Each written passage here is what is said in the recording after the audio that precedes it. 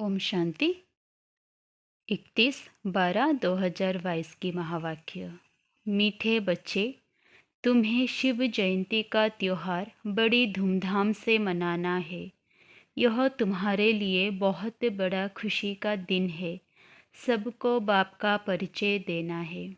प्रश्न: कौन से बच्चे अपना बहुत बड़ा नुकसान करते हैं? घाटा कब पड़ता है? उत्तर: जो बच्चे चलते चलते पढ़ाई छोड़ देते हैं वे अपना बहुत बड़ा नुकसान करते हैं। बाबा रोज़ इतने हीरे रत्न देते हैं, गुह्य पॉइंट्स सुनाते हैं। अगर कोई रेगुलर नहीं सुनते हैं तो घाटा पड़ जाता है, ना पास हो जाते हैं, स्वर्ग की ऊंची बादशाही गंवा देते हैं, पद भ्रष्ट हो जाता है। गीत: रात के राही थक मत जाना। ओम शांति। यह रात और दिन मनुष्यों के लिए है, शिव बाबा के लिए रात और दिन नहीं है। यह तुम बच्चों के लिए है, मनुष्यों के लिए है। ब्रह्मा की रात ब्रह्मा का दिन गाया जाता है। शिव का दिन शिव की रात ऐसे कभी नहीं कहा जाता है। सिर्फ एक ब्रह्मा भी नहीं कहा जाएगा।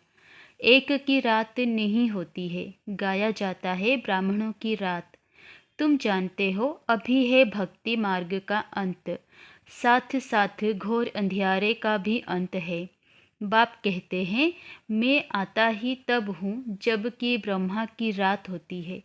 तुम अभी सवेरे के लिए चलने लग पड़े हो। जब तुम ब्रह्मा की संतान आकर बनते हो तब तुमको ब्राह्मण कहा जाता है। ब्राह्मणों की रात पूरी हो फिर देवताओं का दिन शुरू होता है। ब्राह्मण जाकर देवता बनेंगे। इस यज्ञ से बहुत बड़ी बदली होती है। पुरानी दुनिया बदलकर नई होती है।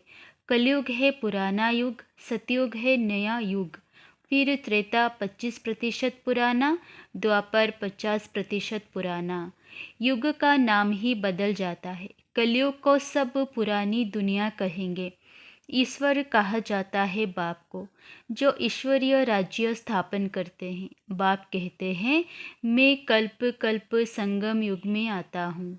टाइम तो लगता है ना, यूँ तो है 1 सेकंड की बात, परंतु विकर्म विनाश होने में समय लगता है, क्योंकि आधा कल्प के पाप सिर पर है। बाप स्वर्ग रचता है तो तुम बच्चे भी स्वर्ग के मालिक तो बनेंगे, परंतु सिर पर जो पापों का बोझा है उनको उतारने में टाइम लगता है, योग लगाना पड़ता है। अपने को आत्मा ज़रूर समझना है। आगे जब बाबा कहते थे तो जिस्मानी बाप याद आता था। अभी बाबा कहने से बुद्धि ऊपर चली जाती है। दुनिया में और किसी की बुद्धि में यह नहीं होगा कि हम आत्मा रूहानी बाप की संतान है। हमारा बाप टीचर गुरु तीनों ही रूहानी है।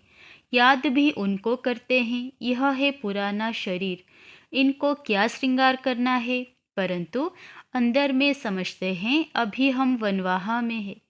ससुर घर नई दुनिया में जाने वाले हैं। पिछाड़ी में कुछ भी नहीं रहता है, फिर हम जाकर विश्व के मालिक बनते हैं। इस समय सारी दुनिया जैसे बनवाहा में है। इसमें रखा ही क्या है? कुछ भी नहीं। जब ससुर घर था तो हीरे जवाहरों के महल थे, माल ठाल थे। अभी फिर पियर घर से ससुर घर जाना है। अभी तुम किसके पास आए हो? कहेंगे बाप दादा के पास। बाप ने दादा में प्रवेश किया है। दादा तो हैं ही यहाँ का रहवासी, तो बाप दादा दोनों कंबाइंड है। परमपिता परमात्मा पतित पावन है। उनकी आत्मा अगर श्री कृष्ण में होती, वह ज्ञान सुनाती, तो श्री कृष्ण को भी बाप दादा कहा जाता, परंतु श्री कृष्ण को बाप दादा कहना शोभता ही नहीं। ब्रह्मा ही प्रजापिता गाया हुआ है। बाप ने समझाया है यह 5000 वर्ष का चक्र है। तुम बच्चे प्रदर्शनी जब दिखाते हो तो उनमें यह भी लिखो कि आज से 5000 वर्ष पहले भी हमने यह प्रदर्शनी दिखाई थी और समझाया था कि बेहद बाप से स्वर्ग का वर्षा कैसे लिया जाता है। आज से 5000 वर्ष पहले मुआफिक फिर से हम त्रिमूर्ति शिव जयंती मनाते हैं। यह अक्षर ज़रूर डालना पड़े। यह बाबा डायरेक्शन दे रहे हैं, उस पर चलना है। शिव जयंती की तैयारी करनी है। नई नई बात देख मनुष्य वंडर खाएंगे। अच्छा, भव का करना चाहिए।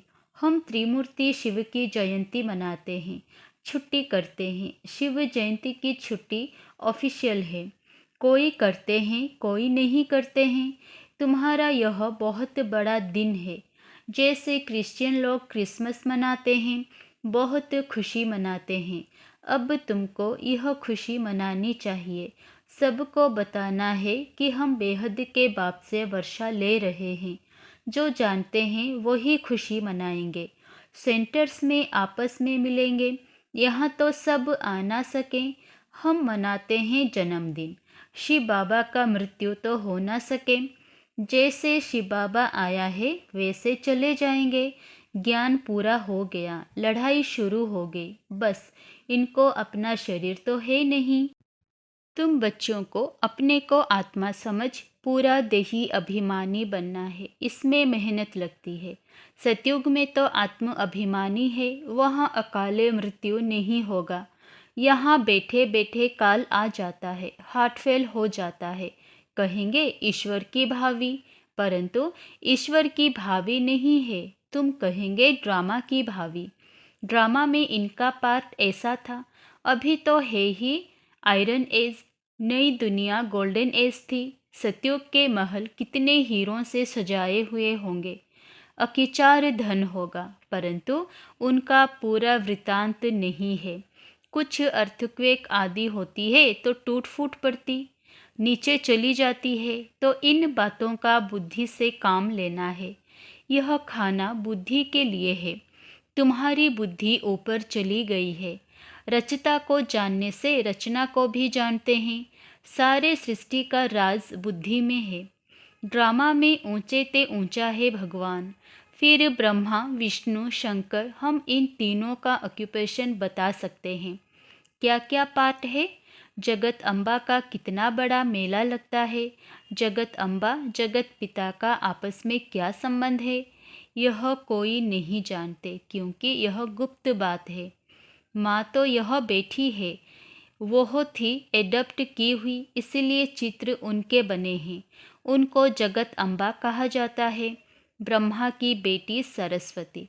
भल माँ का टाइटल दिया है, परंतु थी तो बेटी।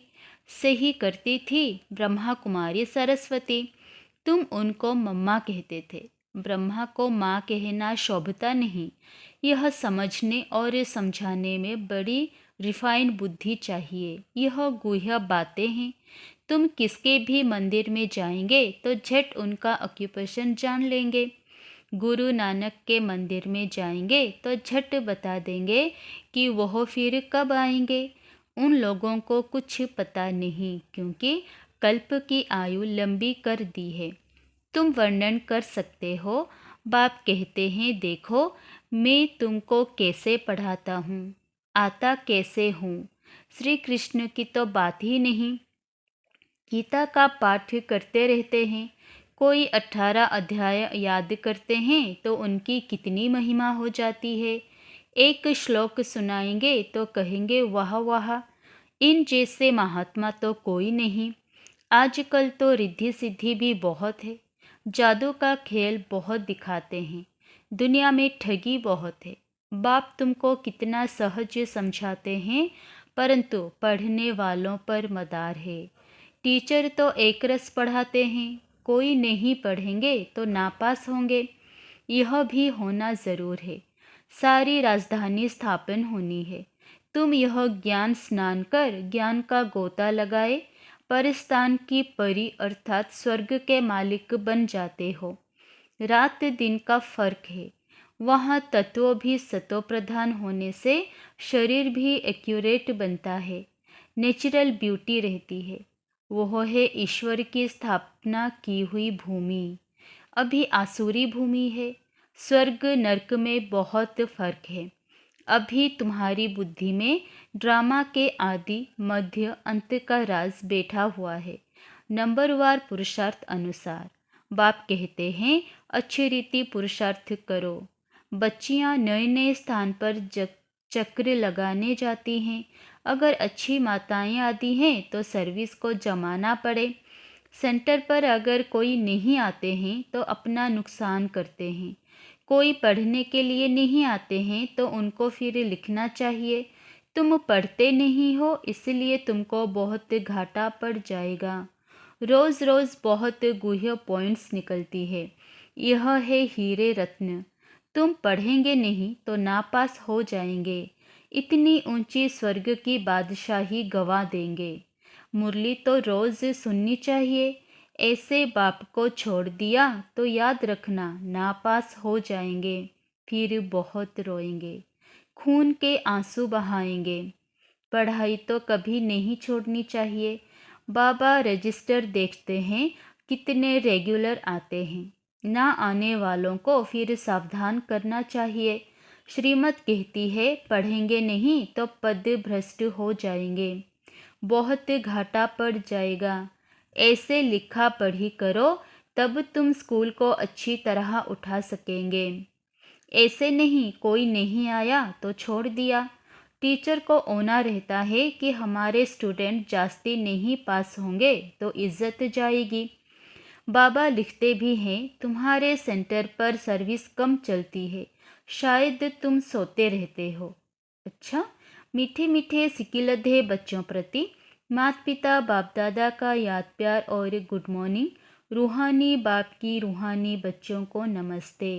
धारणा के लिए मुख्य सार। 1 नंबर, इस पुराने शरीर का श्रृंगार नहीं करना है। वनवाह में रह नए घर में चलने की तैयारी करनी है। नंबर 2, ज्ञान स्नान रोज करना है, कभी भी पढ़ाई मिस नहीं करनी है। वरदान, महानता के साथ निर्माणता को धारण कर सर्व का मान प्राप्त करने वाले सुखदायी भव। महानता की निशानी निर्माणता है। जितना महान उतना निर्माण, क्योंकि सदा भरपूर है। जैसे वृक्ष जितना भरपूर होगा उतना झुका हुआ होगा, तो निर्माणता ही सेवा करती है और जो निर्माण रहता है वह सर्व द्वारा मान पाता है। जो अभिमान में रहता है उसको कोई मान नहीं देता, उससे दूर भागते हैं। जो निर्माण है वे सुखदायी होंगे, उनसे सभी सुख की अनुभूति करेंगे, सभी उनके समीप आना चाहेंगे। स्लोगन, उदासी को तलाक देने के लिए खुशियों का खजाना सदा साथ रखो।